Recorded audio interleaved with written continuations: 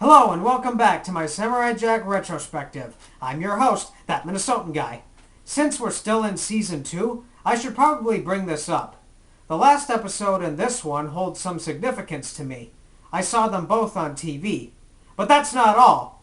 To me, the last episode and this one are the face of Season 2. They represent new characters that Genndy and his team introduced to us every season, and as kids, we were always entertained by the adventures presented to us on screen featuring these new characters. Now let's dive right in and review Samurai Jack Episode 23, Jack vs. Demongo, the Soul Collector. As far as the eye can see, the land is desolate. That's strange. I remember seeing that scorpion as Aku. I've always believed that it was Aku in his scorpion form. What? I believe in the Mandela effect.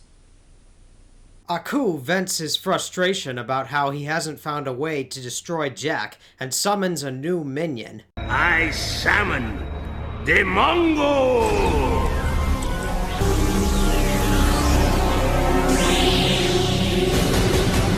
We're a couple of minutes in, and already we've been introduced to Demongo. His appearance is demonic, but not 100% scary, and his voice is very much what a trickster would possess. It would have been nice to have a more sinister voice come from him. You'll hear his voice as we go on.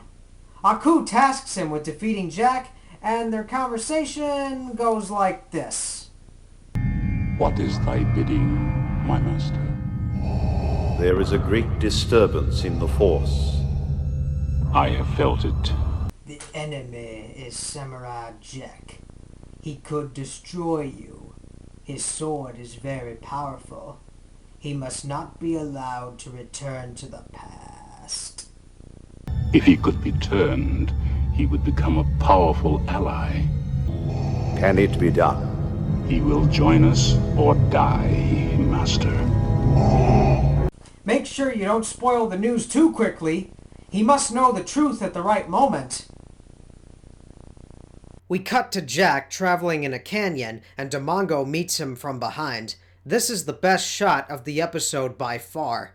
Jack draws his sword, and Demongo reveals his intentions to enslave Jack's essence by order of Aku. Okay, I know Demongo is telling Jack what he can do throughout this episode, but maybe he should have kept his reason to capture Jack to himself. Demongo throws a skull and activates it. A large monster named Titan attacks, and Jack evades him. Jack notices a large rock, and before he can make it, Titan grabs him. As Titan applies pressure to Jack, Jack quickly stabs him in the thumb. Stop your whining! It's just a scratch! Funny how Demongo acts like a responsible parent here. I would have attended to the wound. Titan punches the wall of the canyon, and the large rock takes him out. His essence goes back into Demongo, and 4 more skulls are thrown out. I know these warriors. Did Jack hear about them? Did Jack become friends with them? I could use some elaboration there, please. The knight steals Jack's sword. The tiger holds Jack, but Jack knocks him and the other samurai back at the knight. As Jack goes for his sword, the Hindu warrior blocks him and attacks. Before the other samurai can stab him, Jack jumps back and defeats the tiger.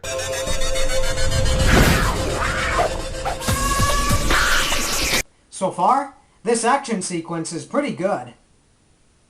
The knight tries to hit Jack, but Jack causes him to defeat the other samurai and the Hindu warrior. Jack reclaims his sword, cuts the chains, and defeats the knight. The rest of this episode is a continuous battle. I find it to be good entertainment, so I'll try and get through it as fast as I can while still addressing the positives about it. Demongo says that he is more powerful and taunts Jack about stealing his essence. They both jump out of the canyon, and Demongo uses his Monster Reborn card to bring back the 4 warriors and Titan. You cannot defeat Essence. It's true about what Demongo says. Essence cannot be defeated.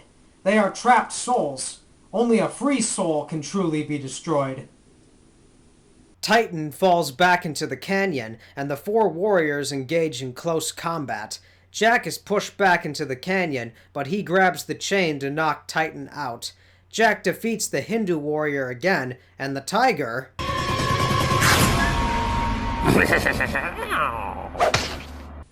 I'm not going to comment on that.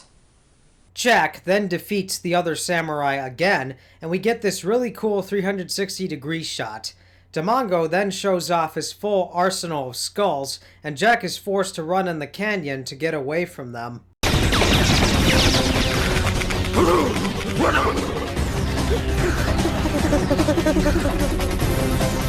Ever wondered what happened to the fifth member of the Teenage Mutant Ninja Turtles? Well, there's your answer. Jack fights the army of warriors and monsters. The fifth member is taken out, and Imhotep uses his throwing stars. He is defeated. As Jack continues to fight, Demongo encourages this. A robot cowboy is seen.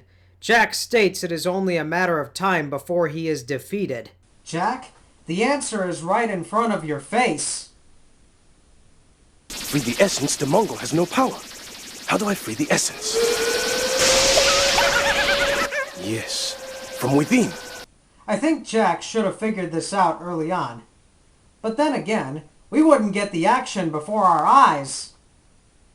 Jack uses the essence of the tiger to get inside Demongo. The void is eerie.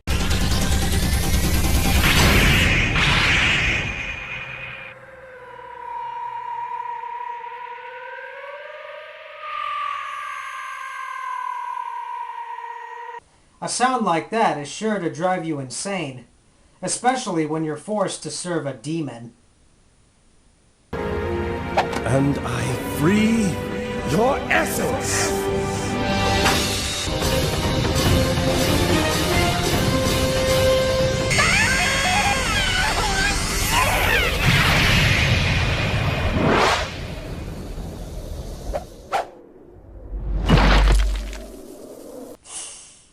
Talk about a burnt matchstick. Now let's see Karma catch up with Demongo.